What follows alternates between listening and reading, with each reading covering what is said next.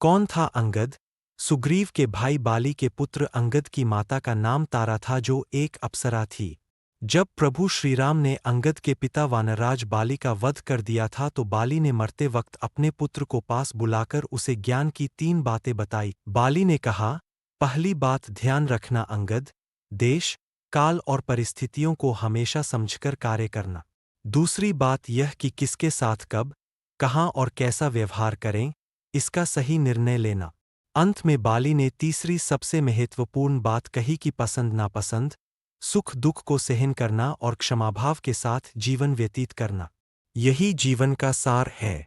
बाली ने अपने पुत्र अंगद से ये बातें ध्यान में रखते हुए कहा कि अब से तुम सुग्रीव के साथ रहो और हमेशा प्रभु श्रीराम की शरण में रहना, वे त्रैलोक्यपति है। बाली के कहने पर ही अंगद ने सुग्रीव के साथ रहकर प्रभु श्रीराम की सेवा की। अंगद ने प्रभु श्रीराम के द्वारा सौंपे गए उत्तरदायित्व को बखूबी संभाला। बाली वध के बाद सुग्रीव को किष्किंधा का राज्य मिला और अंगद युवराज बनाए गए। अंगद भी हनुमान जी की तरह पराक्रमी और बुद्धिमान था। हनुमान जी, जामवंत जी की तरह ही अंगद भी प्राण विद्या में पारंगत था। इस प्राण विद्या के बल पर ही वह जो चाहे कर सकता था। राम की सेना में अंगद ने बहुत पराक्रम दिखाया था। सीता की खोज में वानरी सेना का नेतृत्व युवराज अंगद ने ही किया।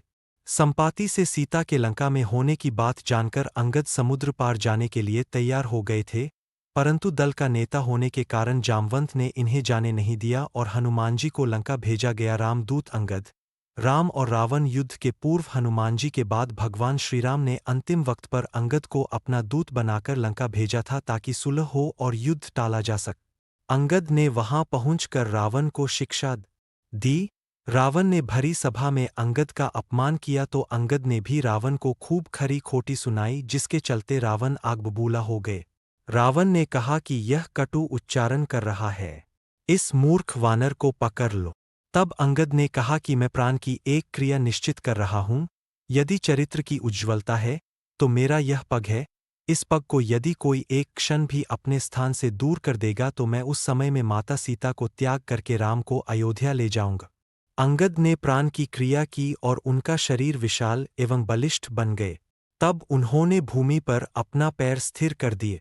राजसभा में कोई ऐसा बलिष्ठ नहीं था जो उसके पग को एक क्षण भर भी अपनी स्थिति से दूर कर सके। अंगद का पग जब एक क्षण भर दूर नहीं हुआ तो रावण उस समय स्वतः चला, परंतु रावण के आते ही उन्होंने कहा कि यह अधिराज है, अधिराजों से पग उठवाना सुंदर नहीं है। उन्होंने अपने पग को अपनी स्थली में नियुक्त कर दिया और कहा कि हे रावण, तुम्हें मेरे चरणों को स्पर्श करना निरर्थक है। यदि तुम राम के चरणों को स्पर्श करो तो तुम्हारा कल्याण हो सकता है। रावण मौन होकर अपने स्थल पर विराजमान हो गए। अंत में लंकाविजय के बाद श्रीराम का अयोध्या में राज्याभिषेक हुआ।